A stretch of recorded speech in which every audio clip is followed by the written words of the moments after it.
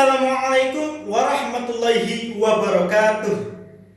Apa kabar anak-anak? Semoga sehat selalu, semoga ceria terus dan dalam lindungan Tuhan yang Maha Esa, yang telah memberikan rahmatnya, nikmatnya yang begitu luar biasa, sehingga Alhamdulillah Bapak bisa menyampaikan materi pada hari ini, pada kali ini dengan sebaik mungkin.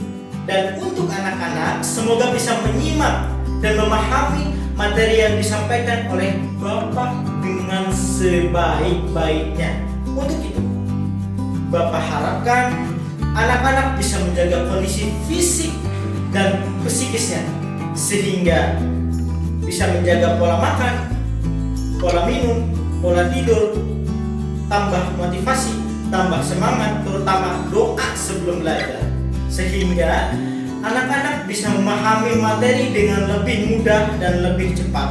Insya Allah bersama Bapak belajar lebih mudah dan menyenangkan. Siap, siap, siap. Baik anak-anak, materi yang akan Bapak bahas pada hari ini, kali ini adalah konsep cinta tanah air, bela negara dalam konteks Negara Kesatuan Republik Indonesia. Sebelum itu, agar memudahkan dalam memahami suatu materi yang disampaikan oleh Bapak, maka dari itu, Bapak akan membaginya menjadi dua bagian. Yang pertama kali Bapak bahas adalah cinta tanah air, setelahnya baru bela negara. Mari ke pembahasan selanjutnya. Anak-anak, di zaman teknologi era globalisasi seperti sekarang ini memungkinkan banyaknya informasi yang masuk ke dalam bangsa kita sendiri, bangsa Indonesia, sehingga anak-anak, Bapak maupun warga negara Indonesia yang lain harus selektif, harus memilah-memilih mana yang baik untuk dilakukan dan mana yang tidak mesti dilakukan karena hal tersebut kurang atau tidak baik. Sehingga kita harus melakukan sikap atau tindakan cinta tanah air terhadap bangsa kita sendiri dengan semangat, motivasi, tanggung jawab, komitmen, kesadaran yang penuh untuk melakukan hal tersebut dengan sebaik-baiknya. Maka dari itu, sebelum melanjutkan ke hal-hal selanjutnya, kita mesti mengetahui terlebih dahulu apa yang dimaksud dengan cinta tanah air. Kalau dalam bahasa Arab, cinta tanah air disebut dengan hub al-watan, yang berarti perasaan bangga memiliki wilayah yang ditempati.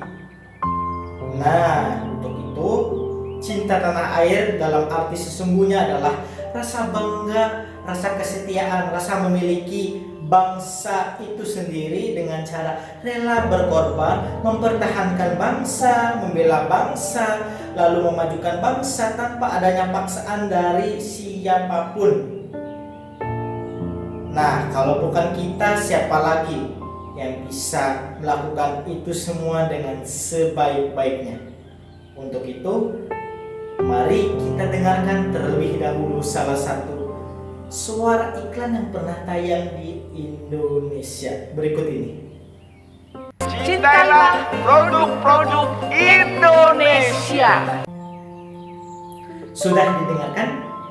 Itu adalah salah satu wujud atau komitmen dari cinta tanah air dengan bangga terhadap produk-produk dalam negeri. Kita mesti memiliki, kita mesti bangga terhadap bangsa kita sendiri dengan cara semangat dan rasa terhadap cinta tanah air. Semangat cinta tanah air disebut patriotisme, sedangkan rasa cinta tanah air disebut nasionalisme. Dalam kehidupan sehari-hari, apakah selalu menggunakan bahasa Indonesia yang baik dan benar? Apakah dalam melaksanakan upacara sudah hikmat dan dilakukan dengan baik? Apakah selalu membuang sampah pada tempatnya? Apakah selalu menggunakan produk-produk dalam negeri dengan begitu bangga dan adanya rasa memiliki? Apakah anak-anak bangga terhadap kebudayaan Indonesia sampai saat ini? Jika jawabannya iya, selalu dan dilakukan dengan baik, maka itu adalah wujud nyata perilaku yang hebat dalam melaksanakan sikap atau perilaku cinta tanah air. Karena bisa, karena terbiasa. Bukan berarti kita tidak bisa melakukannya dengan sebaik-baiknya. Justru harus dilakukan pembiasaan sejak awal, sejak dini, agar kita selaku warga negara Indonesia yang baik melaksanakan cinta tanah air dengan sebaik-baiknya. Anak-anak, untuk contoh sikap cinta tanah air yang lainnya bisa dilihat berikut ini. Oleh karenanya, cinta tanah air adalah fitrah dari setiap jiwa manusia. Bapak harapkan semoga negeri ini aman, semoga negeri ini baik, dan semoga negeri ini penuh dengan perdamaian. Anak-anak, jadilah manusia yang selalu mencintai tanah airnya di segala kondisi dan situasi dengan perilaku yang mulia. Amin ya rabbal alamin. Anak-anak, kemerdekaan Indonesia telah diperjuangkan oleh pejuang-pejuang Indonesia terdahulu, seperti halnya peristiwa kebangkitan nasional, Sumpah Pemuda, bahkan proklamasi kemerdekaan Indonesia. Sehingga kita sebagai warga negara harus mempertahankan bangsa kita sendiri.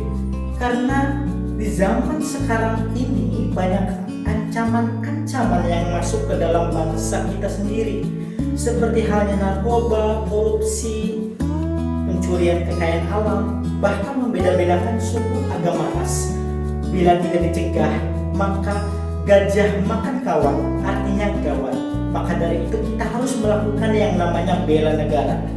Apa yang dimaksud dengan bela negara? Yang merupakan sikap peduli, cinta terhadap bangsa, lalu adanya kesadaran sehingga dapat mempersatukan keutuhan bangsa, kedaulatan bangsa, bahkan dapat mempertahankan kemerdekaan bangsa dengan adanya persatuan dan kesatuan. Nah, cinta terhadap bangsa termasuk salah satu dari bela negara yang merupakan cerminan dari sila ketiga Pancasila, yaitu Persatuan Indonesia, dan alinea keempat pembukaan Undang-Undang Dasar Negara Republik Indonesia tahun 1945 yang menyatakan bahwa salah satu tujuan nasionalnya adalah melindungi segenap bangsa Indonesia dan seluruh tumpah darah Indonesia. Bela negara dilakukan secara sukarela, artinya atas kemauan sendiri yang didasari atas dasar nasionalisme dan patriotisme yang dijiwai oleh Pancasila dan Undang-Undang Dasar Negara Republik Indonesia tahun 1945 pada pasal 27 ayat 3 yang menyatakan bahwa setiap warga negara berhak dan wajib ikut serta dalam upaya membela negara, dan pasal 30 ayat 1 yang menyatakan bahwa tiap-tiap warga negara berhak dan wajib ikut serta dalam usaha pertahanan dan keamanan negara.